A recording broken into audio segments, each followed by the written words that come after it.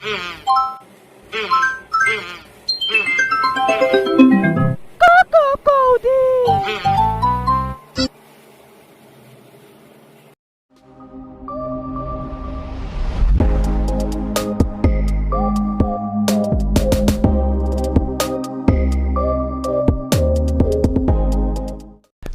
ngayon guys, i-share ko naman sa inyo yung tips o yung ginagawa ko kapag nag-aaral ako ng programming.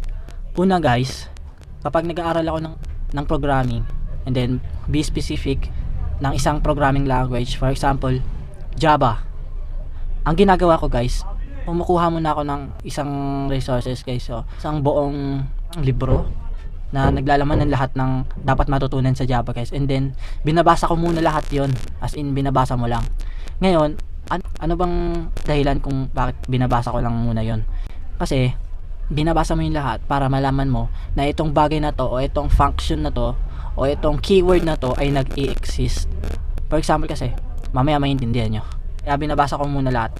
Tip ko sa inyo, hanap kayo ng marami yan sa online. Full tutorial, for example Java, full tutorial, JavaScript, and then basahin nyo muna buo lahat, as in mula sa introduction hanggang sa dun sa dulo. Hindi nyo need gawin lahat muna yung mga exercises. Basta basahin nyo lang. Kailangan malaman ng utak mo na nag-i-exist ang bagay na ito sa language na ito. Then next is gumagawa ako o nag-iisip na ako kaagad ng isang project o isang program na gagawin. For example is basic calculator. Then susulat mo na ngayon o sinusulat ko na ngayon yung features ng program o project ko. Una, gusto ko sa project ko maglalabas ito ng instruction sa user. Pangalawa, kukuha ito ng input sa user. Pangatlo, ilalabas ko na ngayon yung calculated na in-input ng user.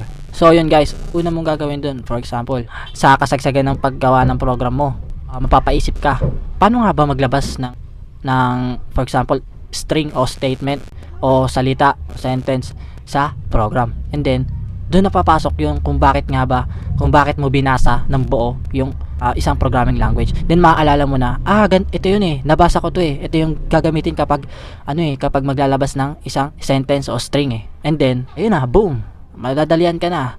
And then next is gagawin mo, paano nga ba mag-take ng input from user. And then yun, naalala mo na naman sa binasa mo, ganito yung gagawin mo, ganito yung kailangan gawin na syntax para makapag-take ka ng input from user. And guys, dun sa pag nagbabasa kayo ng buong, kumbaga parang buong librong tutorial ng isang programming language, hindi nyo kailangan tandaan talaga word per word, kunwari yung mga syntax. Kailangan nyo lang talaga tandaan is nag-i-exist yung syntax, yung keyword na yon, yung function na yon guys. Next na, diba, gumawa tayong project. And then, sinulat yung features. And then, inalam na kung paano gawin yung mga features. Isa-search natin ngayon sa Google. And then, kapag dun na sa part ng logic or algorithm, ang tips ko naman kapag gumagawa ng algorithm, kailangan una, magkaroon ka ng domain knowledge. Ano ba yung domain knowledge? Yung domain knowledge is yung kaalaman mo paano nangyayari ang isang, for example, algorithm. Kunwari, gagawa ka ng basic calculator, hindi mo alam kung paano mag-add. Hindi mo alam kung paano mag-minus. Hindi mo alam kung paano mag-divide. Hindi mo alam na bawal i-divide ang something sa zero. Hindi mo alam yung about sa modulus operator. Doon ka na magkakaproblema. Paano ka makakagawa kung ikaw mismo hindi mo alam kung paano gawin yung solution? Ang gagawin mo, mangangalap ka ng domain knowledge about sa algorithm ng program mo. For example nga, diba? Calculator. So, kailangan alam mo ang arithmetic operations. Kapag alam mo na, doon mo na iisipin yung algorithm na gagawin mo. Then next is kailangan magkaroon kayo na study place nyo, workplace nyo na talagang maayos guys, kasi nakakadagdag yun ng enthusiasm sa pag-aaral kapag maganda yung place na pinag-aaralan mo.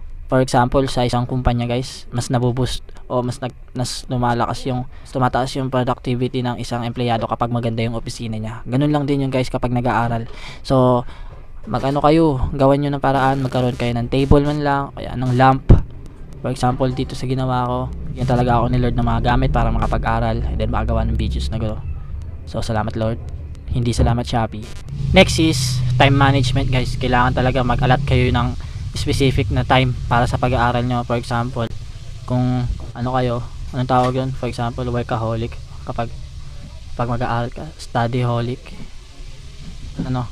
Anyways, so kailangan talaga magkaroon kayo ng oras sa pag-aaral nyo. Sa akin mga 3 to 4 hours ako nag-aaral guys. pure ano lang yan, pure programming, pure web developing. Next guys is humanap kayo ng mga online free courses guys, lalo na yung sa Coursera. Abangan nyo guys kung maglalabas pa uli ng scholarship grant yung DOST, inform ko rin kayo.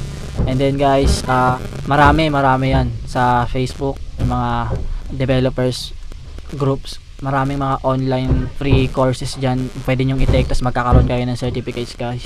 Mahalaga rin kasi yung certificates guys, kasi for example, pag mag-a-apply ka na ng trabaho and then may kasabay ka, aplikante, ikaw, may diploma, then may certificates pa na nagpapatunay na talagang alam mo yung bagay na yun. For example, HTML, CSS, and JavaScript, alam mo yung bagay na yun. And then yung isa mong kasabay is diploma lang. So, sino sa inyo sa tingin mo yung mataas yung chances na matanggap sa trabaho? 'Di ba? Yung may may mga certificates guys. Last guys is talaga being a community guys. Ang ma-share ko lang sa re-recommend ko sa inyo guys is itong live group na to guys, kasi syempre tested ko na magre-refer pa ba ako ng ibang kasi ng community na hindi ko pa nasusubukan. Ito guys, yung live group na to guys, tested ko na talaga to.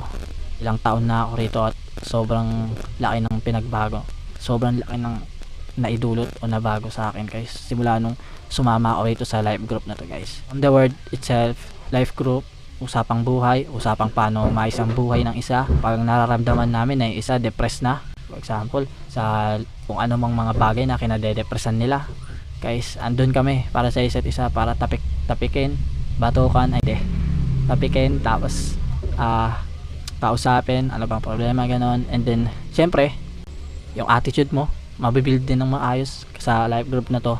So, lalo na pa guys, sa oras ng mga problema talaga, promise, masasandalan nyo to. Pag may mga, for example ako, nung nagkakaproblema ako noon, live group ang naging takbuhan ko. Live group talaga.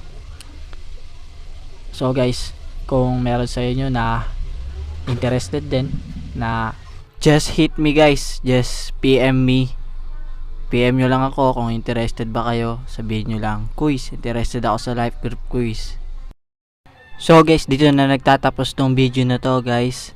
So sana may natutunan kayo. And then yung next na video na gagawin ko guys is about sa kung paano gumawa ng algorithm, how to properly create an algorithm for a program. Mag-upload ako guys isang video kada week guys. That's one moment. See you next time.